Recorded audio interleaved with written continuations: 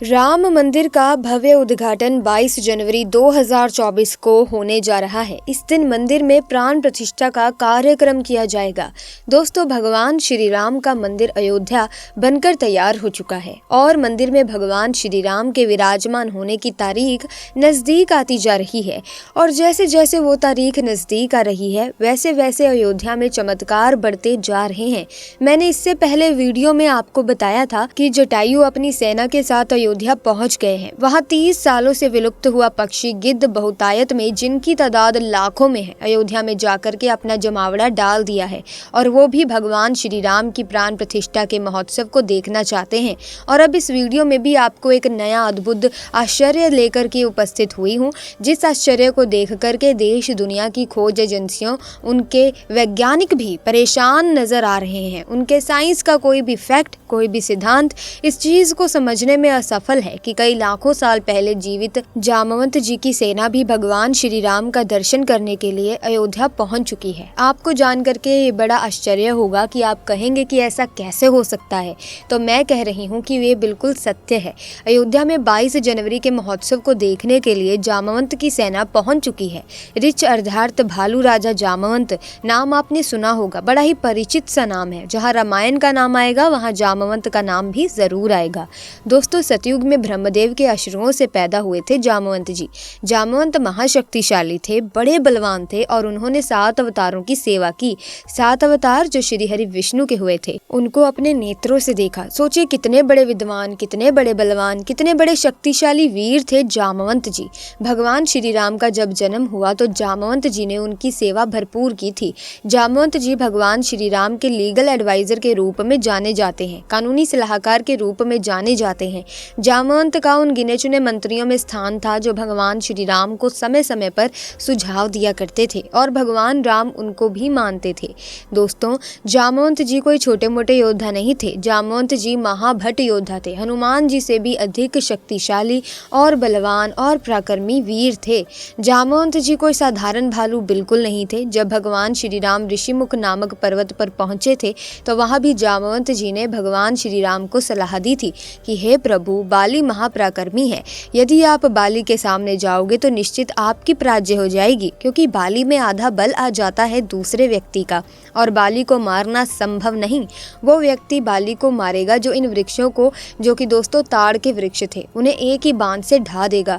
भगवान राम ने परीक्षण किया और 7 वृक्षों को एक ही बाण से ढा दिया और बाली भगवान श्री राम के हाथों वीर गति को प्राप्त हो गया। अब बात करते हैं कि जब माता सीता की खोज करने के लिए वानर भट्टों को इधर उधर भेजा जा रहा था तो जामवंत जी, हनुमान जी, अंगद जी को भी एक सैनिक टुकड़ी की कमान सौंपी थी। उनकी सैनिक टुकड़ी दक्षिण दिशा की ओर गई थी।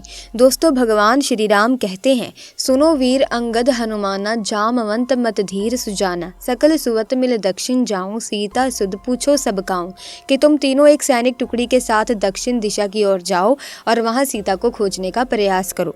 वही जामवंत जी को जब सीता जी का पता जटायु के बड़े भाई संपाति ने बता दिया तो उस समय वानर समुद्र को पार करना चाहते थे। तो जामवंत जी स्वयं अपने बल का वर्णन करते हुए कहते हैं कि जब बाली से छल करने के लिए भगवान श्री हरि विष्णु ने वामन अवतार धारण किया था, उस समय मैं बड़ा तरुण रहा था और मैंने 7 प्रदक्षिणा वामन भगवान के उस विराट स्वरूप की थी, जिन्होंने 3 पगों संपूर्ण लोकों को नाप लिया था। परंतु प्रदक्षिणा करते समय मेरा पैर एक महामाई गुरु नामक पर्वत है, वहाँ एक ऋषि तपस्या करते थे और उन ऋषि के आश्रम को छू गया। तो ऋषि ने मुझे श्राप दिया कि जाओ, तुम बूढ़े हो जाओगे, तुम्हारी शक्ति का हास हो जाएगा। परंतु फिर भी मैं आज भी 95 योजन समुद्र को लांघ सकता हूँ। सोचिए कितने बड़े शक्तिशाली थे जामवंत जी। दोस्तों, आपको बता दें कि भगवान श्री राम के लीगल एडवाइजर के रूप में भी इन्होंने काम किया था, या कह सकते हैं कि कानूनी सलाहकार के रूप में जामवंत जी ने काम किया था। दोस्तों, जब राम रावण का युद्ध आरंभ हुआ, जब भगवान श्री राम की सेना लंका में पहुंची तो वहां भी जामवंत जी ने ही भगवान श्री राम को अपनी सलाह दी। अब अगर हम जामवंत जी की युद्ध भूमि की बात करते हैं तो वो कोई छोटे मोटे योद्धा नहीं थे। जब रावण के वीर पराक्रमी पुत्र मेघनाथ ने भगवान राम की सेना पर नागों की वर्षा की थी। नाग फांसों से संपूर्ण वानरों को बांध लिया।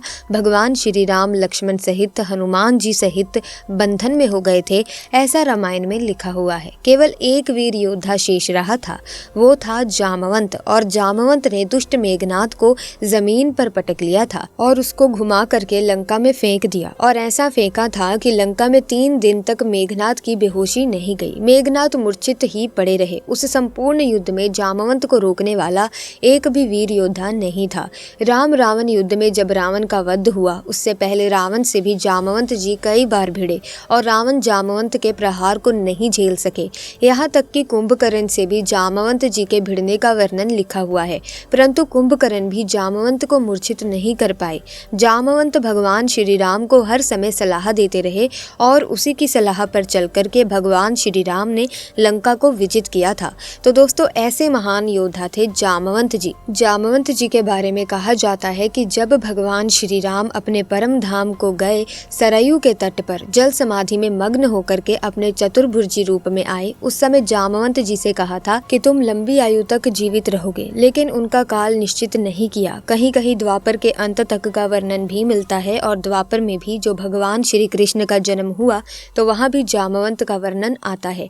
भगवान श्री राम ने जामवंत को वरदान दिया था, क्योंकि उन्होंने खुद भगवान श्री राम से ये वरदान मांगा था कि प्रभु, मुझे आज तक कोई योद्धा ने पराजित नहीं किया, मुझे युद्ध चाहिए। तो भगवान श्री राम ने कहा कि जामवंत जी, तुम्हें युद्ध कोई प्रदान नहीं कर सकता, तुम्हें युद्ध मैं प्रदान करूंगा, और द्वापर युग में श्री कृष्ण रूप में अवतरित होऊंगा और तब तुम्हें पराजित करूंगा। तब तुम समझ जाना कि मैं आपका स्वामी श्री राम ही हूँ। जामवंत जी ने पूरे युग इंतजार किया, और गुजरात के आसपास के क्षेत्र में जामवंत जी की गुफा है, वहाँ एक पुत्री के साथ रहते थे।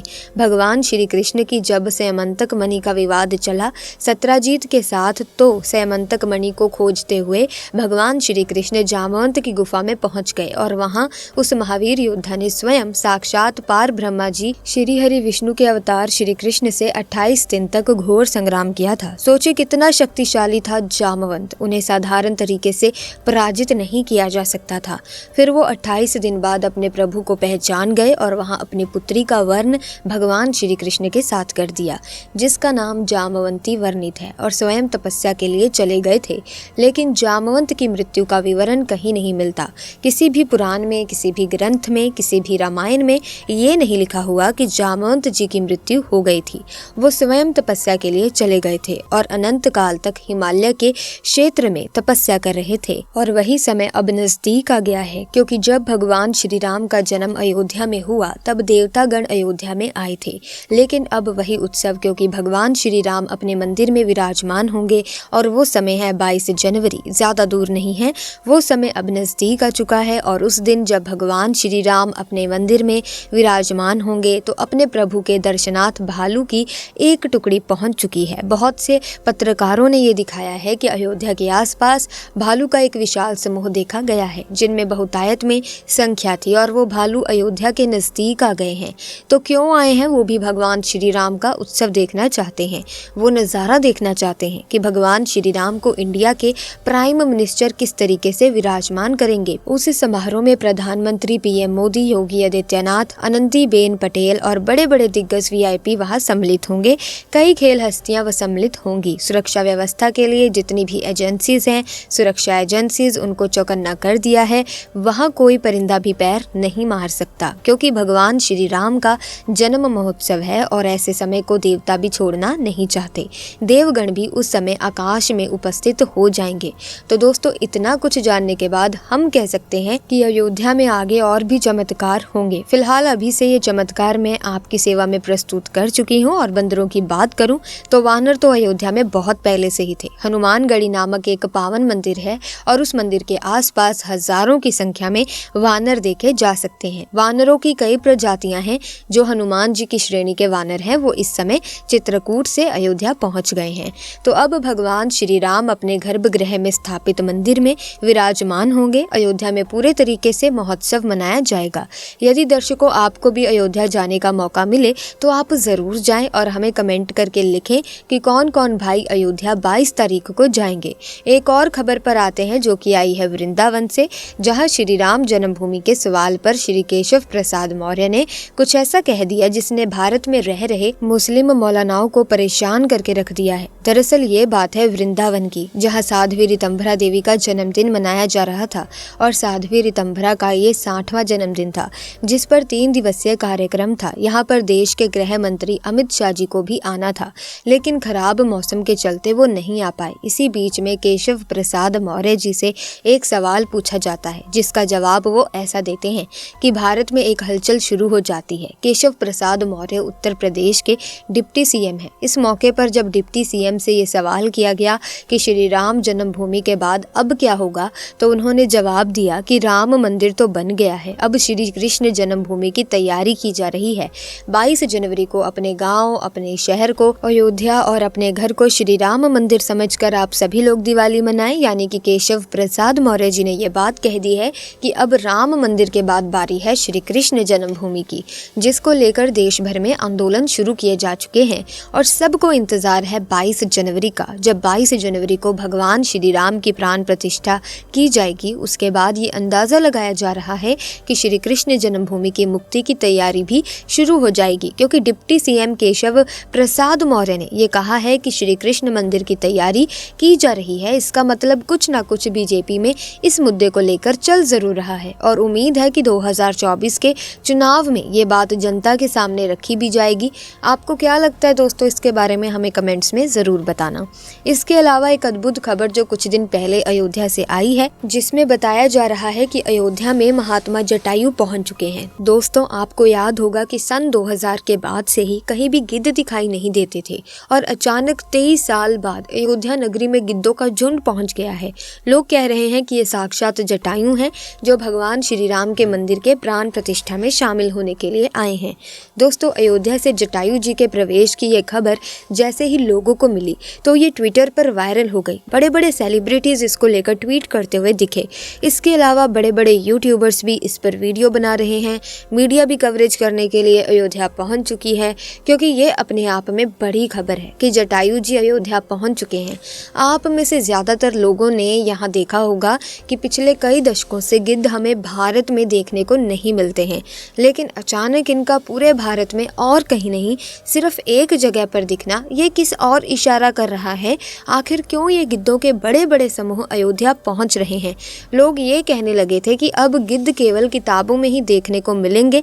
ऐसे साक्षात देख पाना अपने आप में एक चमत्कार है, वो भी अयोध्या में जब राम मंदिर की प्राण प्रतिष्ठा होने जा रही है। ये अपने आप में एक चमत्कार है। जहाँ तक कि जटायु का सवाल आता है तो जटायु का रामायण में जिक्र मिलता है कि महाराज दशरथ के वो मित्र थे।